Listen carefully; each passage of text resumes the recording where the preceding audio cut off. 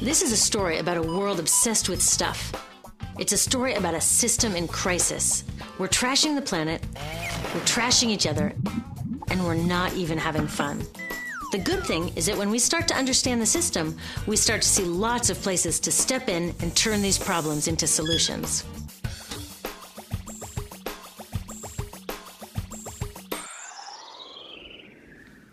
Can I tell you, I love my Pantene Pro V.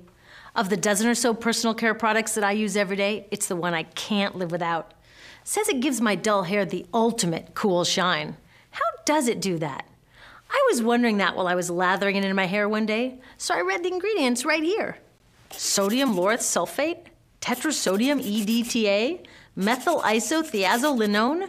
What is this stuff? I took this list to some scientists who know how to read it. Turns out my Pantene contains a chemical linked to cancer. And lots of other products in my bathroom, from sunscreen to lipstick and even baby shampoo, also contain chemicals linked to cancer or other problems like learning disabilities, asthma, and even damaged sperm. Like most parents, I try to keep my family safe. But now I find out my bathroom is a minefield of toxins? What are we supposed to do? To find out the answers, we have to go back to one of the key features of our materials economy: toxics in, toxics out. If, at the factory, you pour toxic chemicals into a product, like baby shampoo, you're going to wind up with toxic baby shampoo.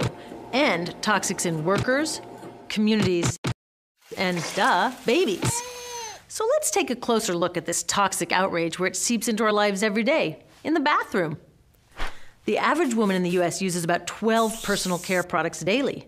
The average man about 6. Each product containing a dozen or more chemicals.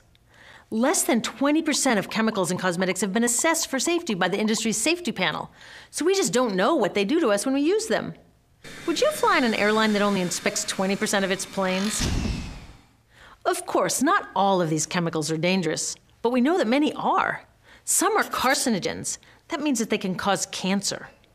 Others are neurotoxins and reproductive toxins, proven to mess up brain development and reproduction in animals. Wait a minute, we're animals too.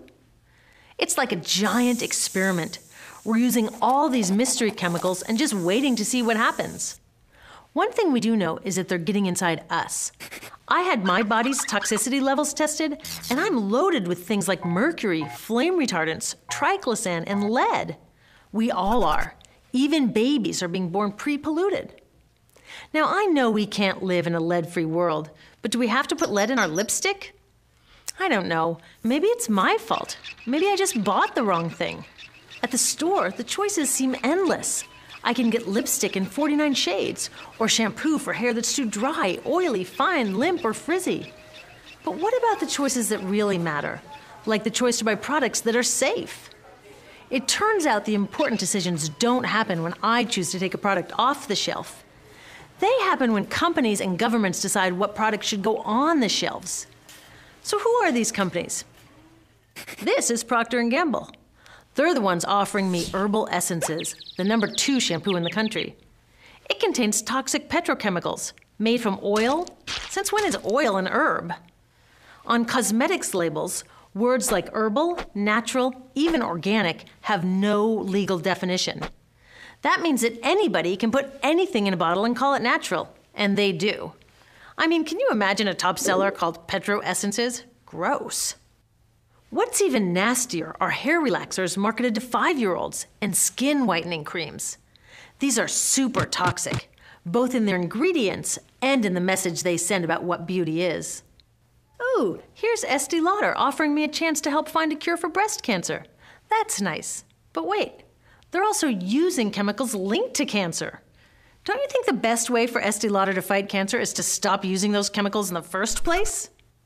So really, I get to choose between meaningless claims on a bottle. But these guys get the real choice about what goes into those bottles. And that happens back here, at the factories where they're formulated. Why do the makers of these products use all these toxics? Are they trying to poison us? No, they're just working from a 1950s mindset when people were totally swept up in better living through chemistry. In all that excitement, they forgot to worry about human health impacts. That was years ago, and they are still using these same old toxic chemicals. Today, big cosmetics companies say the doses of poison in their products are small enough to be harmless. Yeah, maybe if you use them once a year. I guess they never get out and see that their products are being used and combined with other products every day. A little toxic dose under your arms, a little more on your hair, on your lips. And workers in nail and hair salons get dosed all day long. So the industry is used to doing things this way, and they can. Because even now that scientists have linked the chemicals they're using to all sorts of problems, there are no laws to get rid of them. You're thinking, really? Come on, nobody's making sure that the stuff we smear all over our bodies is safe? Nope. The FDA doesn't even assess the safety of personal care products or their ingredients. Since 1938, they've banned just 8 out of over 12,000 ingredients used in cosmetics. They don't even require that all of the ingredients be listed on the label. Now, this is an example where we can all agree a little more government action would be helpful. This lack of regulation leaves a huge hole that the cosmetics industry is all too happy to fill. They set up their own committee to self-police their products, and compliance with their recommendations is voluntary.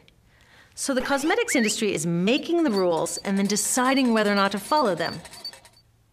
So you see, it isn't our fault that these toxic products are in our bathrooms. It's a whole broken system that's ignoring the simple rule: toxics in, toxics out. But we're not helpless. There are resources online that we can use to protect ourselves by identifying the best possible choices in the store. But the real action is with people working to change the system. Because if we really want to solve this problem, we got to start here with these guys. Women, parents, workers, people all over the country are demanding that Congress pass a new law, giving FDA the power to make sure that our personal care products are safe.